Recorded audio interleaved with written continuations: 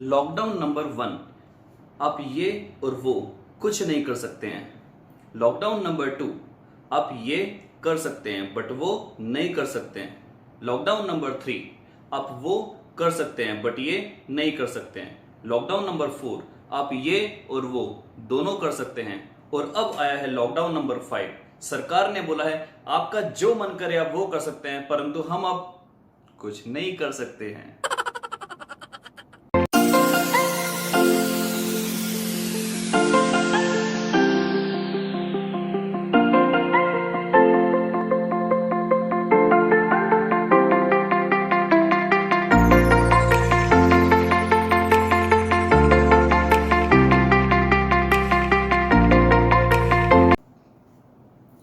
Good morning India.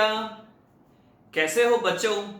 Welcome back to your beautiful से channel with your handsome teacher जिसका नाम है physics bye Rahul Bansal. करते हैं स्टार्ट आज का टॉपिक जो है चैप्टर नंबर 3 करंट इलेक्ट्रिसिटी से। बच्चों लास्ट क्लास में हमने छोड़ा था टॉपिक ओम्स लॉ पर, ओम्स लॉ की वेक्टर फॉर्म। अब हम स्टार्ट करने जा रहे हैं बच्चों आज नया टॉपिक रेजिस्टिविटी। आप बोलोगे सर रेजिस्टिविटी तो आप पढ़ा चुके? जी हाँ बच्चों, रेजिस्टिविटी में पढ़ा चुका हूं। अब हम पढ़ने जा रहे हैं रेजिस्टिविटी और रेजिस्टेंस किस तरीके से, सुन लेना ध्यान से कान खोलकर, रेजिस्टेंस और रेजिस्टिविटी किस तरीके से डिपेंड करते हैं टेम्परेचर पर। आप लोगों ने ओम्स लॉ के अंदर पढ़ा था कि रेजिस्टिविटी और resistance so called potential difference is directly proportional to current at constant temperature.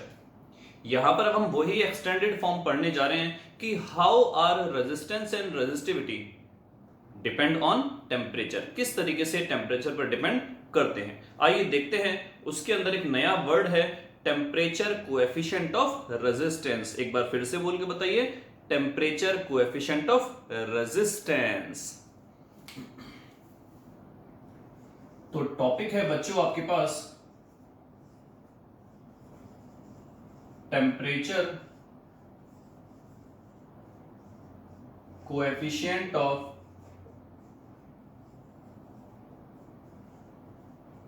Resistance.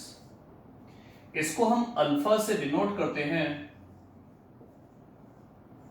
पहली बात तो ये, अब ये होता क्या है, तो पहले यहां पर मैं इसका फॉर्मूला आपको फटाफट लिखता हूं। देखिए R2 equals to R1 1 plus alpha T2 minus T1। ये होता है बच्चों इसका फॉर्मूला। इसमें अगर मैं ध्यान से देखूं तो अल्फा मेरे पास कुछ ऐसा मिलेगा, ये हो जाएगा R2 माइनस R1 अपॉन में R1 और T2 माइनस T1। ये आपके पास निकल के आएगा अल्फा का फॉर्मूला। तो अगर हम डेफिनेशन वाइज पढ़ना चाहें अगर हम डेफिनेशन वाइज पढ़ना चाहें, ऊपर क्या हुआ R2 minus R1, R2 minus R1 का मतलब क्या हुआ, चेंज इन रेजिस्टेंस या increase in resistance. R2 minus R1 को आपने शो करा इंक्रीज इन रेजिस्टेंस। ये है आपके पास ओरिजिनल रेजिस्टेंस और ये है आपके पास चेंज इन टेम्परेचर। तो इसको हम इस तरीके से लिख सकते हैं डेफिनेशन इसकी कि it is defined as the change in resistance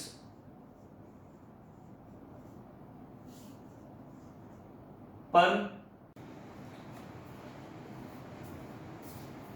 original resistance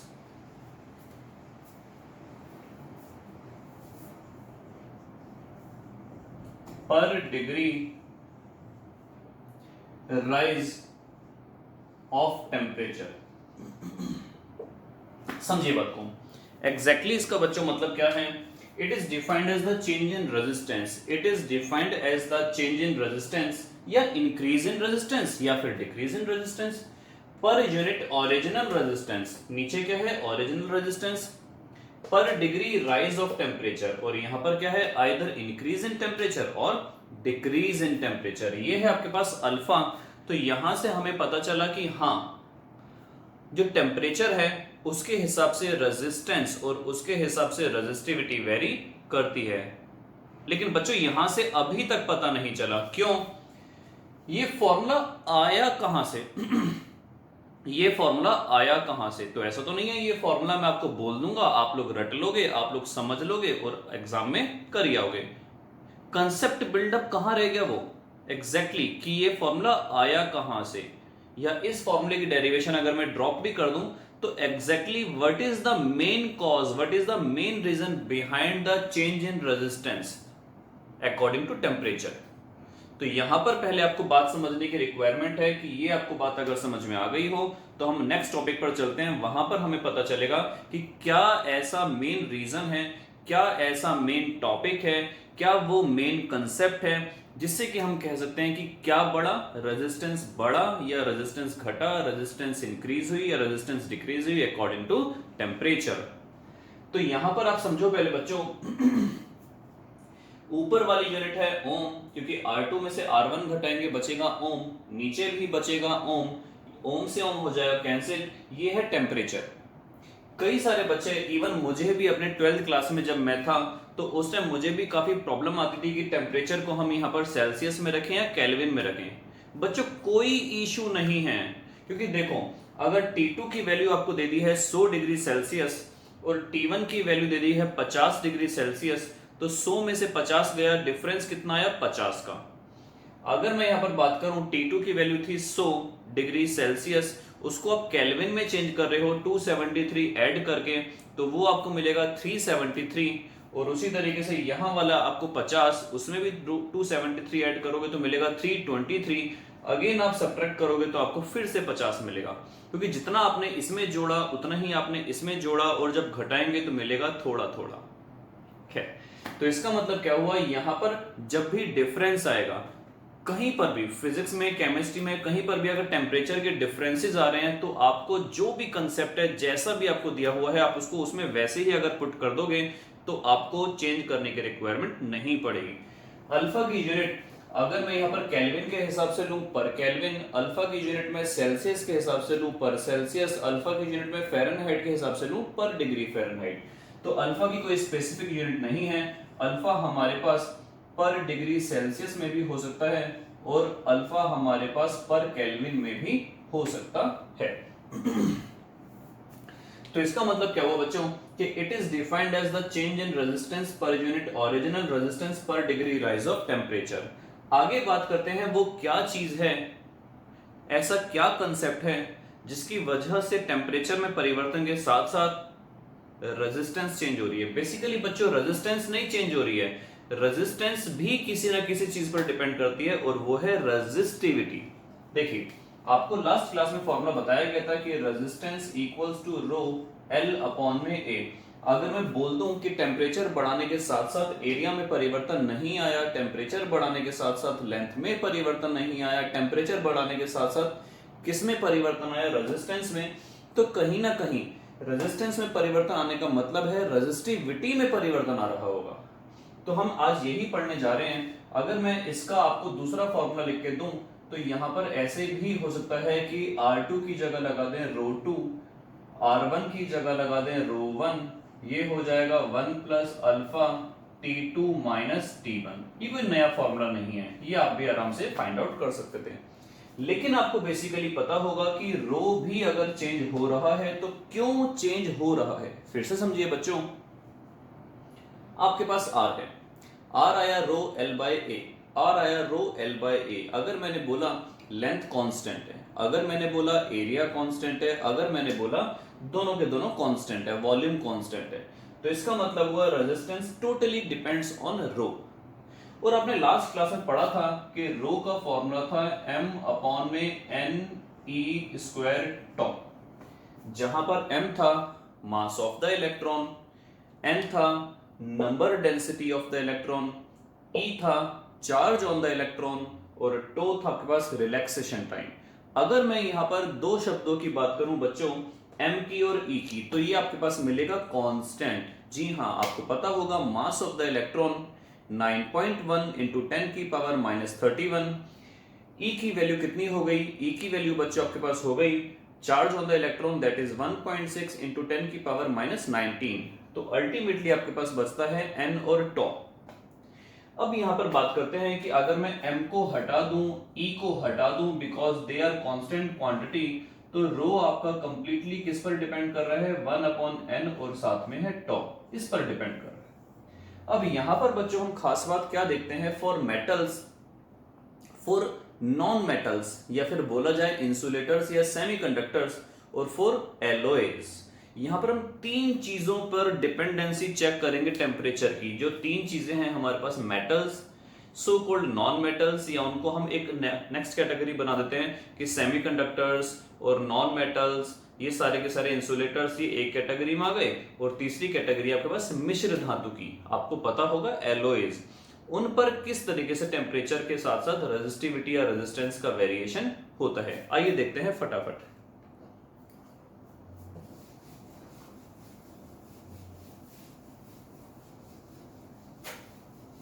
देखिए बच्चों,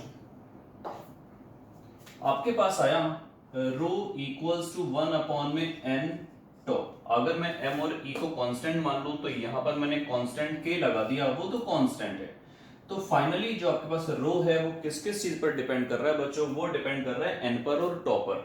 आपको याद दिलाने के लिए मैं यहां पर लिख देता हूं, n था नंबर ऑफ इलेक्ट्रॉन्स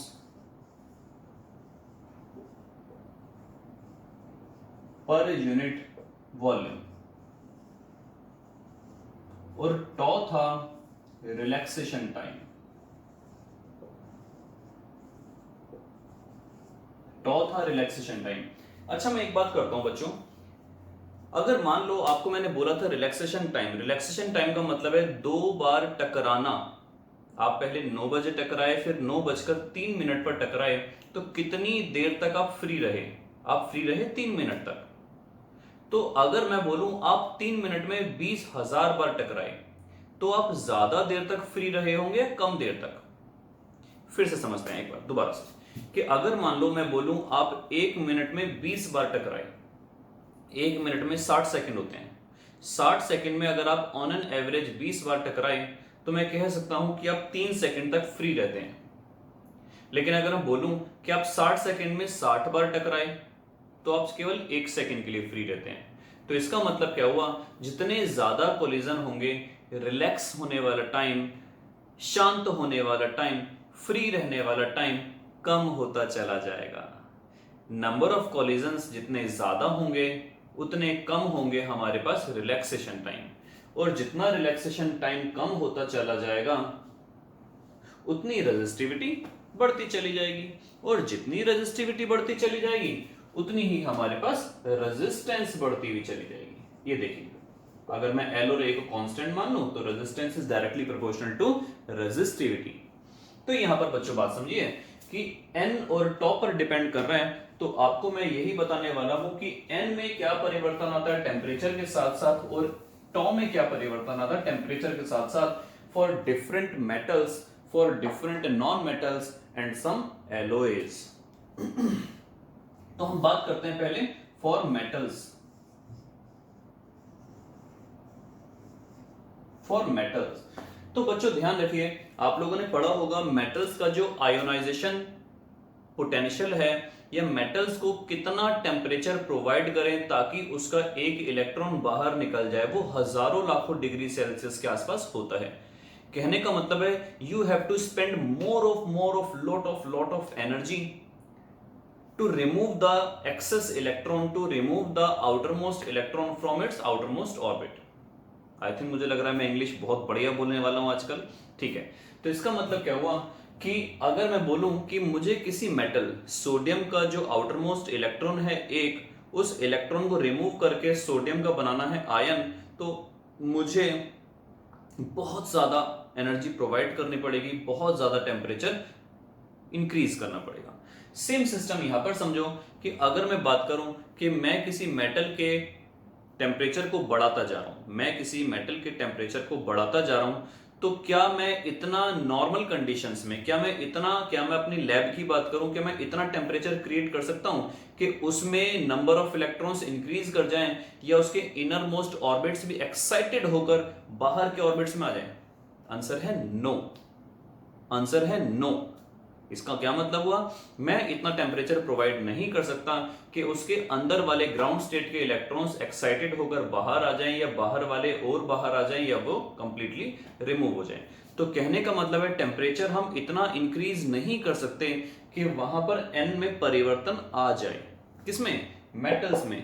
तो इसका मतलब कहा जाएगा कि for metals n is almost constant. n is almost constant.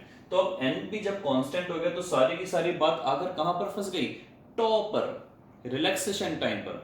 अब आप बात समझते हैं, मैंने एक बार आपको पीडीएफ दी थी, I think first second lecture के अंदर थी, उसमें जो पीडीएफ दी थी उसमें था कि रिलैक्सेशन टाइम पर क्या असर पड़ता है कि अगर हम, या ड्रिफ्ट वेलोसिटी पर क्या असर पड़ता है अगर हम टेम्परेचर को घटा या बढ़ा देंगे।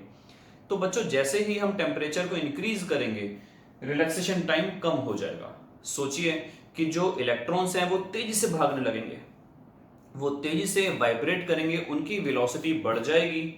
तो जब वो वेलोसिटी बढ़ जाएगी नंबर ऑफ कोलिजन्स बढ़ जाएंगे, और आपको मैंने बताया जितनी ज्यादा नंबर ऑफ कोलिजन होंगे रिलैक्सेशन टाइम उतना कम होगा। तो इसका मतलब हम कह सकते हैं कि जैसे जैसे हम टेम्परेचर बढ़ाएंगे, टेम्परेचर जैसे जैसे बढ़ाएंगे रिलैक्सेशन टाइम वैसे वैसे घट जाएगा। जैसे जैसे टेम्परेचर बढ़ाएंगे रिलैक्सेशन टाइम वैसे वैसे कम हो जाएगा, और जैसे जैसे रिलैक्सेशन टाइम कम हो जाएगा, इनवर्सली प्रोपोर्शनल है, रिलैक्सेशन टाइम जैसे जैसे कम हो जाएगा तो हम बोलेंगे रेजिस्टिविटी वैसे वैसे बढ़ जाएगी।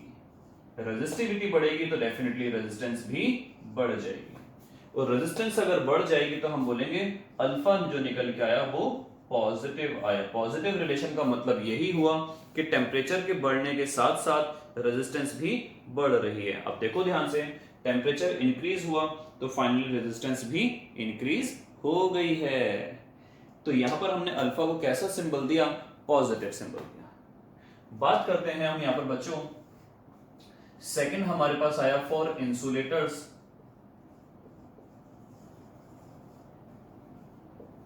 या फिर हमारे पास बात है यहां पर आई इंसुलेटर्स के साथ साथ हम कह सकते हैं सेमीकंडक्टर्स।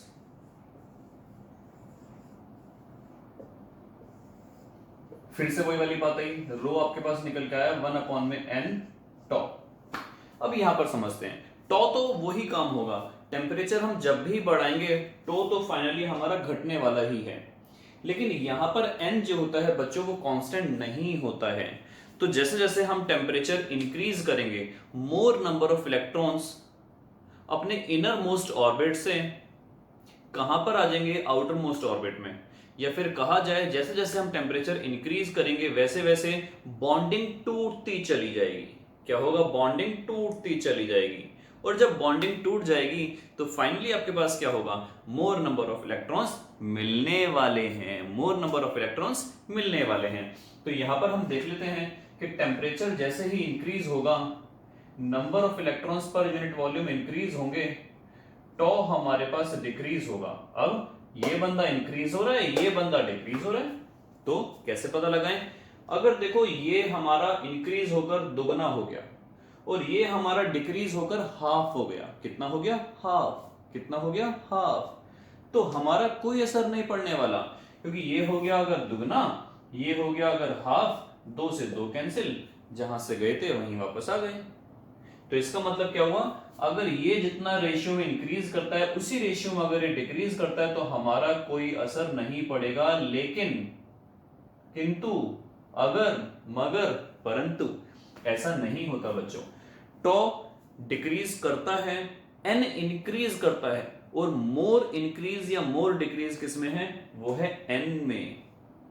एन तेजी से इंक्रीज करता है। ये थोड़ा केमिस्ट्री का पॉइंट ऑफ व्यू से है, केवल आपको मैं फाइनल कंक्लूजन बता रहा हूं। Number of electrons per unit volume जो इंक्रीज करते हैं वो ज्यादा इंक्रीज करते हैं। सपोज करो ये बढ़ गया 3 गुना, लेकिन ये हुआ केवल हाफ, तो होगा क्या यहाँ पर? ये 3 गुना हो गया, ये 2 हो गया, 2 को हम जब 3 से काटेंगे 1.5 बचेगा। तो कहने का मतलब है ऐसी कंडीशन में हमारे पास रेजिस्टिविटी जो है वो घट जाएगी। अब देखिए ध्यान से, 2 से हम जब 3 को काटेंगे तो हमारे पास यहाँ पर बचेगा 1.5। तो ऐसी कंडीशन में 1 को जब 1.5 से डिवाइड करेंगे तो नंबर लेस देन 1 मिलेगा। लेस देन 1 मिलने का मतलब है रेजिस्टिविटी कम हो गई। तो यहां पर हमारे पास वही कंसेप्ट है, टेम्परेचर बढ़ा, number of electrons per unit volume बढ़े, टॉर्क घटा, उससे क्या हुआ, इसमें जो इंक्रीज है वो मोर है और इसमें जो डिक्रीज है वो लेस है। इसमें जो इंक्रीज है वो मोर है, इसमें जो डिक्रीज है वो लेस है। तो फाइनली हम बोलेंगे कि रेजिस्टिविटी जो हमारा डिनोमिनेटर है वो बढ़ गया, और जब ये डिनोमिनेटर हमारा इंक्रीज करेगा तो हमारी पूरी टर्म ये डिक्रीज करेगी, और पूरी टर्म डिक्रीज करने का मतलब है रेजिस्टिविटी घट जाएगी, रेजिस्टिविटी घटने का मतलब है रेजिस्टेंस घट जाएगी। अब देखिए टेम्परेचर के बढ़ने के साथ साथ रेजिस्टेंस हमारे पास बच्चों घट रही है, और जब रेजिस्टेंस हमारी घट रही है तो हम बोलेंगे अल्फा की वैल्यू कैसी है, नेगेटिव। कुछ बात समझ में आई? तो फिर से एक बार समझ लेते हैं कि मेटल्स में क्या होता है, टेम्परेचर बढ़ेगा तो रेजिस्टेंस भी बढ़ेगी। नॉन मेटल्स में, सेमीकंडक्टर्स में, इंसुलेटर्स में क्या होता है, टेम्परेचर अगर बढ़ेगा तो रेजिस्टेंस आपकी घटेगी। लेकिन फाइनली आपके पास जो कंसेप्ट आया एलॉयज का, हमें कुछ ऐसी जगहें भी चाहिए होती हैं जहां पर हमारे पास क्या होता है कि टेम्परेचर के बढ़ने के साथ साथ या टेम्परेचर के घटने के साथ साथ हमारी रेजिस्टेंस पे बिल्कुल रत्ती भर फर्क ना पड़े, और ऐसी कंडीशन कौन सी है, वो है एलॉयज की। तो एलॉयज में बेसिकली हम ये बोलेंगे कोई भी फर्क नहीं पड़ता, अगर पड़ता है तो लिटिल बिट, बहुत लिटिल बिट इंक्रीज होता है, क्योंकि उसमें मेटल्स की जो कॉम्बिनेशन की जो डिग्री है या मेटल्स की जो परसेंटेज है आई थिंक वो ज्यादा होती है। तो हम बोलेंगे कि एलॉयज में या तो बोलेंगे बिल्कुल जीरो होता है या हल्का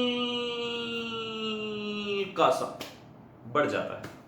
तो देख लेते हैं इसका फटाफट एक ग्राफ, जो किस टाइप का है ये आप लोग नोट कर लेना, स्क्रीनशॉट लेकर या वीडियो को पॉज करके कोशिश किया कीजिए बच्चों कि आप अपने नोट्स हैंडमेड बनाएं, किसी वेबसाइट से डाउनलोड ना करें, क्योंकि उस वेबसाइट पर जो डाउनलोड किए होंगे या आप लोग डाउनलोड करेंगे अपलोडेड नोट्स को, पीडीएफ को, वो उस जिसने टाइप करा होगा उसको तो पता होगा एग्जैक्टली मैंने किस पेज पर क्या लिखा है अपने अकॉर्डिंग, लेकिन अगर आप हैंडमेड नोट्स खुद बनाएंगे तो आप अपनी कन्वीनियंस के अकॉर्डिंग बनाएंगे, वो ज्यादा बेटर होगा आपके लिए।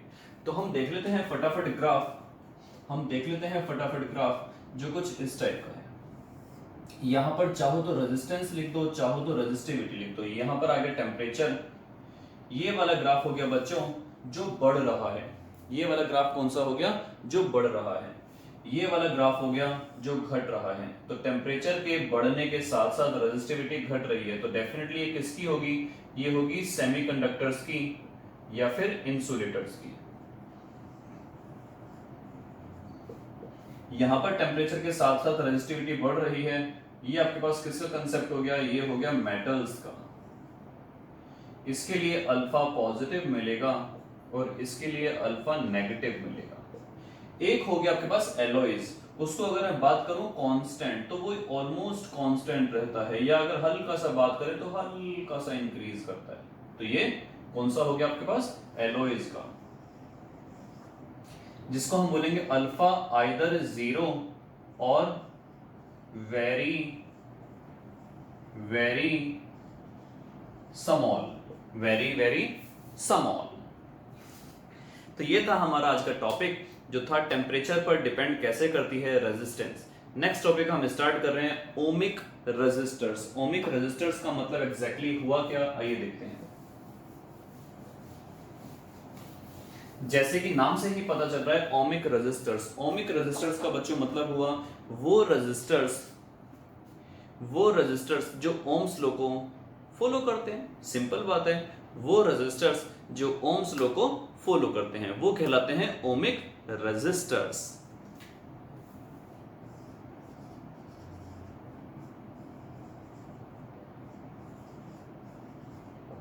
ओमिक रेजिस्टर्स, तो हम डेफिनेशन में क्या लिखेंगे, those resistors which follow Ohm's law are called ohmic resistors. ऐसी कौन सी कंडीशन है बच्चों जहां पर कुछ रेजिस्टर्स ओम्स लॉ को फॉलो नहीं कर पाते हैं? ओम्स लॉ क्या कहता है कि V is directly proportional to I। इसका मतलब क्या हुआ? डायरेक्टली प्रोपोर्शनल का जो I का कंसेप्ट है वो हो सकता है कुछ पॉइंट्स पर आके फेल हो जाए। वो कौन कौन सी कंडीशंस हैं? तो कंडीशंस कौन सी आई आपके पास? फर्स्ट है एट वेरी हाई टेम्परेचर। बहुत हाई टेम्परेचर पर ये लॉ फुलफिल करना बंद कर जाता है। एट वेरी लो टेम्परेचर, बहुत लो टेम्परेचर पर भी ऐसा होता है, इलेक्ट्रॉन्स फ्रीज कर जाते हैं। और होता है at very high potential. High potential पर जब बहुत बहुत ज्यादा हम हाई पोटेंशियल दे देंगे तब भी ऐसा हमारे पास होता है कि वो फॉलो करना बंद कर देता है। नेक्स्ट मार्कर स्टार्ट कर लें। इसका ग्राफ देख लेते हैं फटाफट।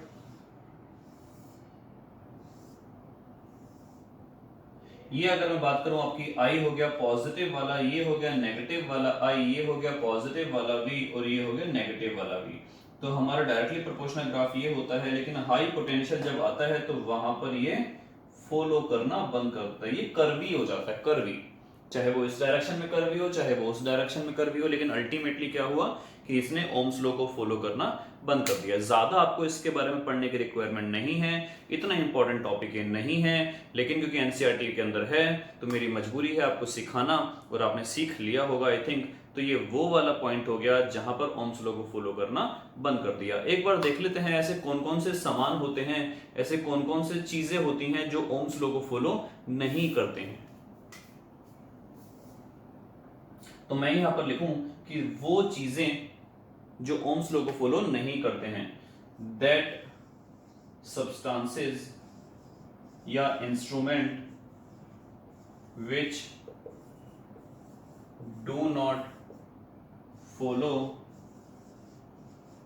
Ohm's law. वो ओम्स लॉ को फॉलो नहीं करते, ऐसे कौन सी चीजें बेसिकली आपके पास होती हैं? तो वो है आपके पास बच्चों, फर्स्ट है ट्रांजिस्टर्स,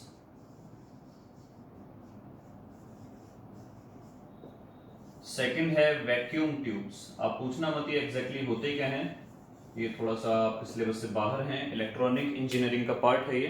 ट्रांजिस्टर्स हैं, वैक्यूम ट्यूब्स हैं। तीसरा हो गया आपके पास सुपर कंडक्टर्स।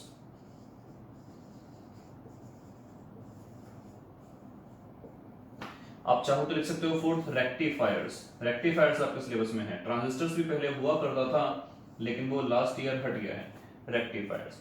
तो ये तीन चार चीजें हैं, आप चाहो तो इनको लर्न कर सकते हो कि जो ओम्स लॉ को फॉलो नहीं करती हैं। Is it clear? Next topic start करते हैं।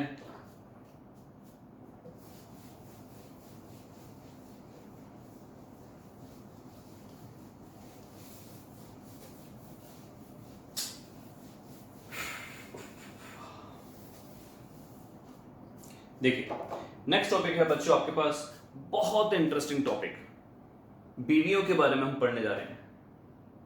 खैर जोक था, ऐसा कुछ नहीं है। हम रेजिस्टर्स के बारे में पढ़ने जा रहे हैं विद द हेल्प ऑफ बीवी, with the help of wife.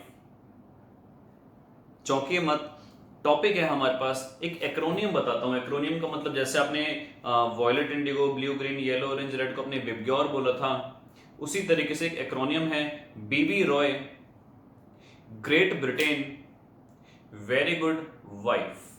Very good wife, जी हाँ सही सुना आपने, वाइफ के आगे लिखा हुआ है वेरी गुड। मैं भी बड़ा सरप्राइज हुआ था, how the wife can be very good.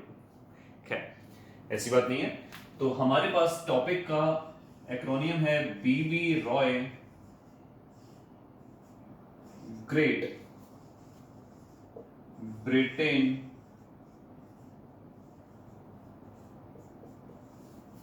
Very good wife. तो यहां से हम इस बी के बारे में लिखेंगे, इसको मैं वर्टिकल फॉर्म में लिखता हूं कि ये हो गया आपके पास B Roy, Great Britain, very good wife. तो बी से हमारे पास कलर बना ब्लैक, इसके बाद बना ब्राउन, उसके बाद बना रेड, उसके बाद बना ऑरेंज, देन येलो, फिर बना ग्रीन, फिर बना ब्लू। ये आपको ध्यान रखने पड़ेंगे, ब्लैक, ब्राउन और ब्लू में बी वाला कहां पर है। उसी तरीके से जी वाले में ये बना वॉयलेट, ये बना ग्रे और लास्ट वाला है वाइट, नॉट वाइफ। पढ़ लो, अभी वाइफ के चक्कर में मत पढ़ो, हमें पढ़ कर पछता रहे हैं। फर्स्ट जो बैंड है आपके पास, बताता हूं बच्चों सारा का सारा, पहले जरा चार्ट बना लूं। फर्स्ट डिजिट,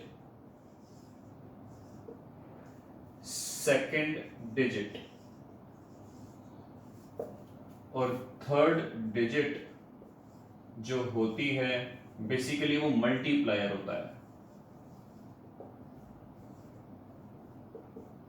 मनोज कुमार का गाना सुना था, जीरो दिया मेरे भारत ने। तो हम जीरो से ही स्टार्ट करेंगे, वन से स्टार्ट नहीं करेंगे। 0 1 2 3 4 5 6 7 8 9। अगेन हम लेंगे बच्चों 0 1 2 3 4 5 6 7 8 9। अगेन हम स्टार्ट करेंगे यहां पर 0 से स्टार्ट ना करके हम बोलेंगे 10 की पावर 0, 10 की पावर 1, 10 की पावर 2, 10 की पावर 3, 10 की पावर 4, 10 की पावर 5, 10 की पावर 6, 10 की पावर 7, 10 की पावर 8 और 10 की पावर 9। ये आपके पास प्रॉपर चार्ट हो गया। अब समझिए बात को एग्जैक्टली है क्या। हमारे पास एक तार का टुकड़ा होता है चावल के दाने जैसा, मैं आपको नेक्स्ट क्लास में एक बार दिखा दूंगा अगर अवेलेबल हुआ तो। एक चावल के दाने जैसा टुकड़ा होता है, मैं थोड़ा बड़ा करके दिखा रहा हूं ताकि आपको कैमरे के अंदर साफ मैग्नीफाई होकर दिखाई दे। तो लगभग चावल के दाने जैसा टुकड़ा होता है, उसके दोनों तरफ तारे निकली होती हैं, तारे।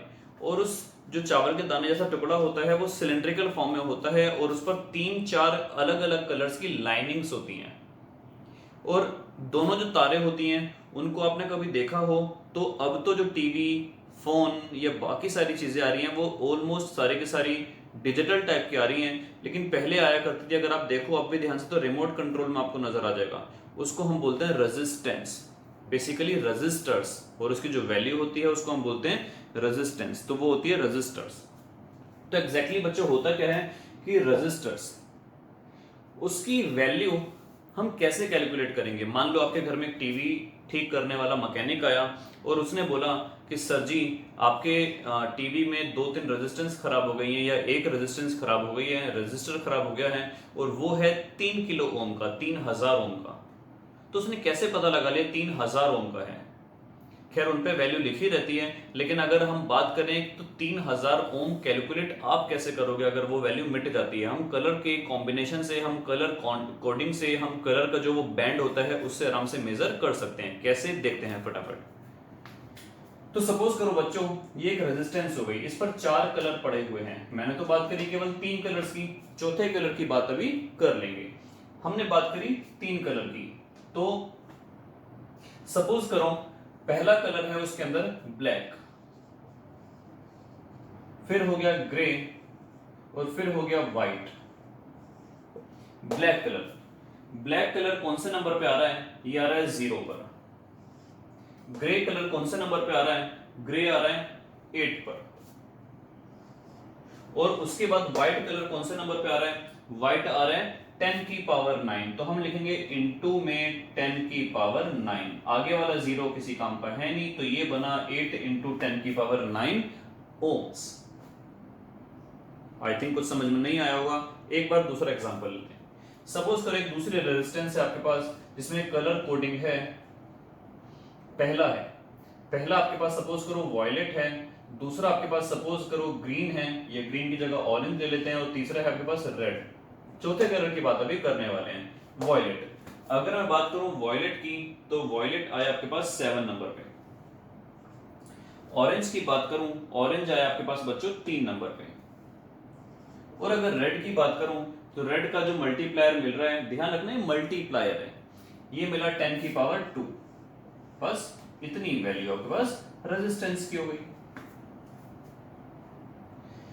अगर अब बात करें वो चौथा कलर शो क्या कर रहा है बच्चों? वो चौथा कलर शो करता है कि इसकी टॉलरेंस पावर क्या है। टॉलरेंस पावर का मतलब होता है कि कितना ये सहन कर पाएगा। जैसे हम बात करें अगर गर्मियों की, टेम्परेचर बढ़ जाएगा तो रेजिस्टेंस भी ऑब्वियसली बढ़ जाएगी। जब रेजिस्टेंस बढ़ जाएगी तो सर्किट के अंदर कम करंट फ्लो करेगा। जब सर्किट में कम करंट फ्लो करेगा तो हमारा जो सर्किट है वो एफिशिएंटली वर्क नहीं कर पाएगा। बात करते हैं सर्दियों की। सर्दियों में टेम्परेचर हो जाएगा कम, रेजिस्टेंस हो जाएगी कम, करंट फ्लो करेगा ज्यादा, टीवी या जो भी हमारा सो कॉल्ड अपरेटस है उसमें बूम ब्लास्ट हो सकता है ड्यू टू एक्सेसिव करंट। तो हम कोशिश करते हैं ऐसी रेजिस्टेंस को यूज करने की जो टॉलरेंट ज्यादा करे, जिसकी अंदर वेरिएशन मिनिमम हो। तो हमारे पास 3 डिफरेंट टाइप की कंडीशंस हैं, 3 डिफरेंट टाइप के बैंड्स हैं जो ये दिखाते हैं कि कौन सी रेजिस्टेंस अच्छी है, कौन सी रेजिस्टेंस बेकार है। तो जो चौथा कलर है, जो हमारे पास फोर्थ कलर है, वो कुछ इस टाइप का है। फोर्थ वाला जो कलर है हमारे पास, फोर्थ कलर बच्चों टॉलरेंस को शो करता है। टॉलरेंस या तो फोर्थ कलर होगा गोल्ड, या फोर्थ कलर होगा सिल्वर, या फोर्थ कलर होगा नो कलर। नो कलर का मतलब क्या? कलरलेस। तो गोल्ड की जो टॉलरेंस पावर होती है वो टॉलरेंस, बेसिकली इसको आप वेरिएशन भी कह सकते हो। टॉलरेंस ज्यादा होती है या फिर वेरिएशन कम होती है। गोल्ड में 5% का वेरिएशन आएगा, मिनिमम वेरिएशन, सबसे कम वेरिएशन, ये बेस्ट है। सिल्वर में आएगा 10% का वेरिएशन, और नो कलर में आएगा 20% का वेरिएशन।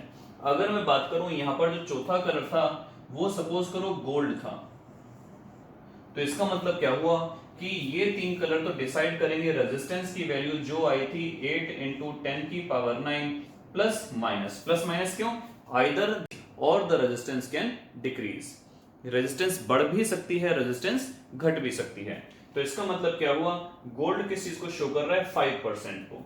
हम यहां पर लगा देंगे 5%। तो इतनी रेजिस्टेंस की वैल्यू है, और ये क्या शो कर रहा है कि 5% रेजिस्टेंस इंक्रीज कर सकती है किसमें? गर्मियों में, due to increase in temperature, या डिक्रीज भी कर सकती है। तो ये थे बच्चों आज के टॉपिक। आशा करता हूं क्लास पसंद आई होगी। अगर पसंद आई है तो लाइक, शेयर एंड सब्सक्राइब करना ना भूलिए। लास्ट क्लास में मैं थोड़ा सा भूल गया था कि पीडीएफ डालना डिस्क्रिप्शन बॉक्स के अंदर। उस वाली वीडियो में डिस्क्रिप्शन बॉक्स में पीडीएफ का लिंक आज भी आ जाएगा, और आज वाली वीडियो में भी डेफिनेटली आ जाएगा। Till then goodbye, best of luck. मिलेंगे नेक्स्ट क्लास में कुछ नए एंथुजियाज्म के साथ, कुछ नए जोश के साथ। तब तक पढ़ते रहिए, स्वस्थ रहिए, मस्त रहिए। Best of luck, bye.